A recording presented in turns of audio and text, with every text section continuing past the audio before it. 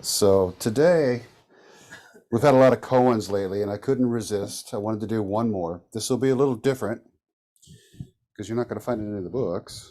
Because this one is what I have. There's this experience that I had at Kashi. We go to Kashi for our retreats, and there was a particular interaction between Roshi Al and myself, and I come back to this one because there was a lot in that one, and I decided just for fun I would write it up in the style of a koan. And that was an interesting experience because when you read some of these koans, it's really hard to know in these ancient koans what's really going on back there. And they're simplified to get to the or succinct, right? They're meant to get to the core point, and so it glosses over some of the details. And so it was an interesting experience trying to cut away the extra details and get at the core of that exchange. And so this is Open Mind Zen book koan number 1. So do the folks online, can you get the link or not? Okay, I've seen some thumbs up. That's good. All right, so let's just do the case. We'll do the verse later. Fusho was sitting before an assembly of teachers expounding upon the Dharma. Fusho said, "The past doesn't exist. The future doesn't exist. There is only this moment." Jitsu-san said, "But teacher, we cannot ignore karma, the many conditions that led to this moment, and the various consequences of the choices we make." Fusho replied, "Let go of your ideas of the past. Let go of your ideas of the future." Jitsu-san throws a meditation cushion at Fusho. Fusho smiles. So this was us sitting at Kashi, and I think Al probably barely remembers the exchange,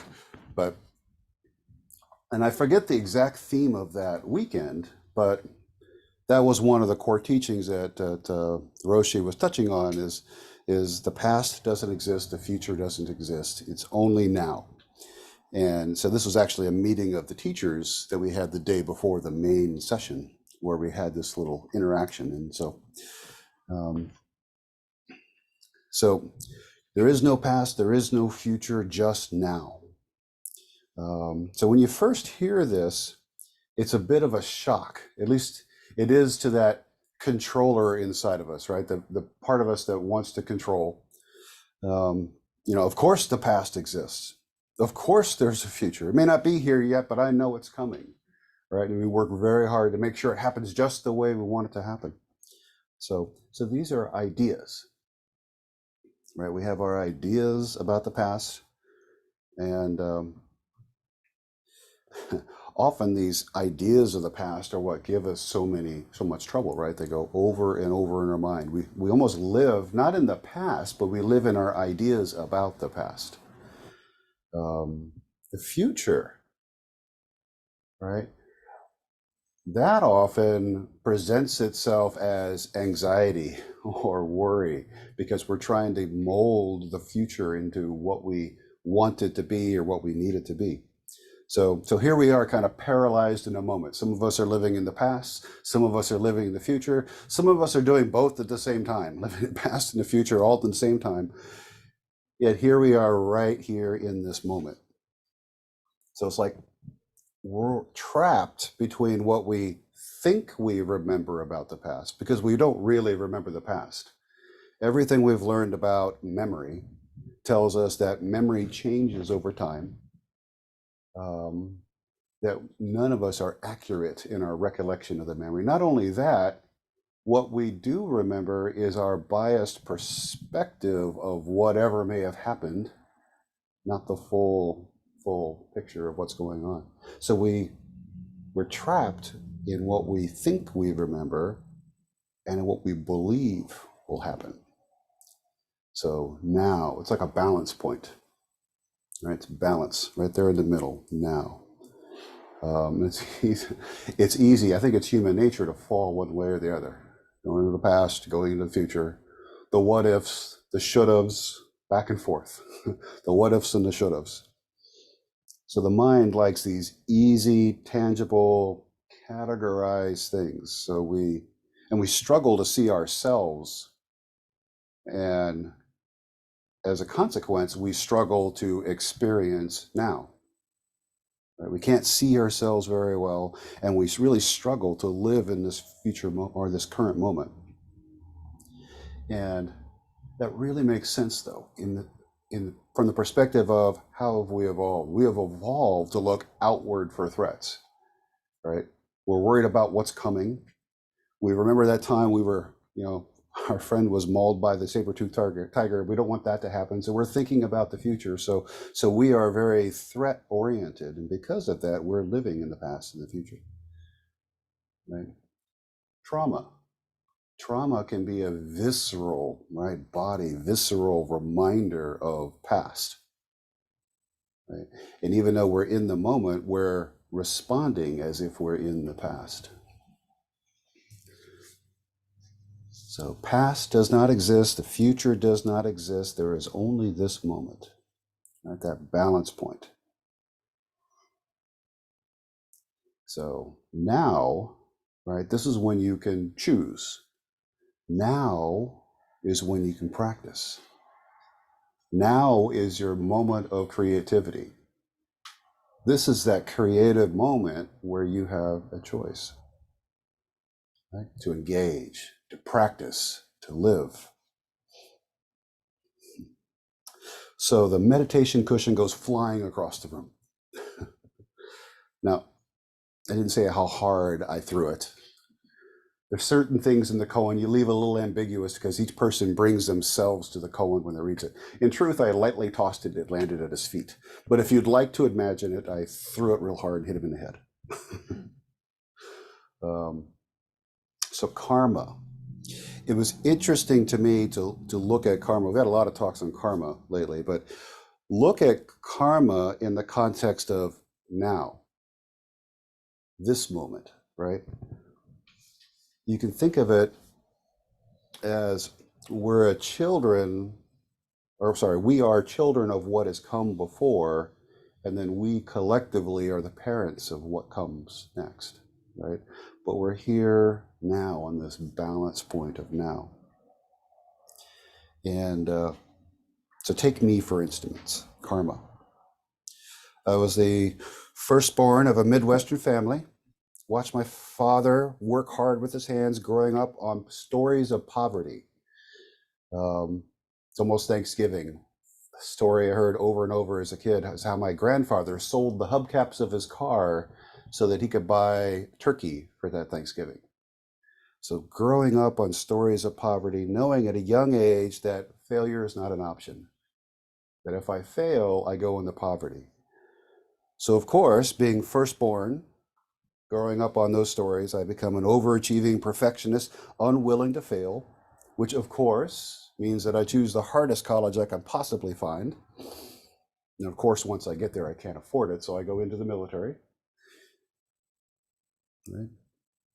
But then the fun begins. Around this time, my father becomes a Baptist fundamentalist, and all of his church friends explain why I will burn in eternal damnation. So of course, I become a Christian, throwing myself into the faith because that is what an overachieving perfectionist would do. I have a problem, I'm going to solve it. But eventually science and fundamentalism, they become his internal conflict, right? Sprinkle in a little bit of anti-authoritarian attitude that comes with being a young adult. Sprinkle that into the mix. And so, of course, I eventually rejected God and religion in all its forms. And of course, I became this angry atheist. How could I not?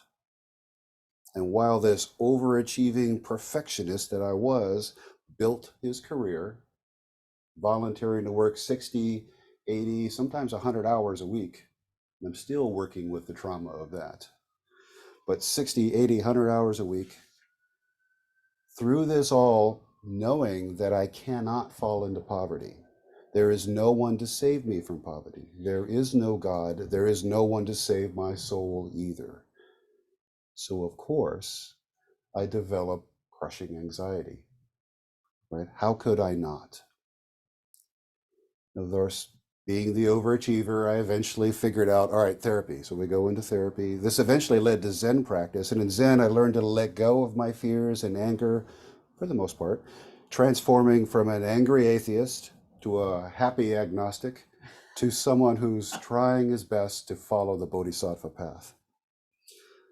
So when this somewhat overachieving, recovering perfectionist heard Roshi say, let go of your ideas of the past, let go of your ideas of the future.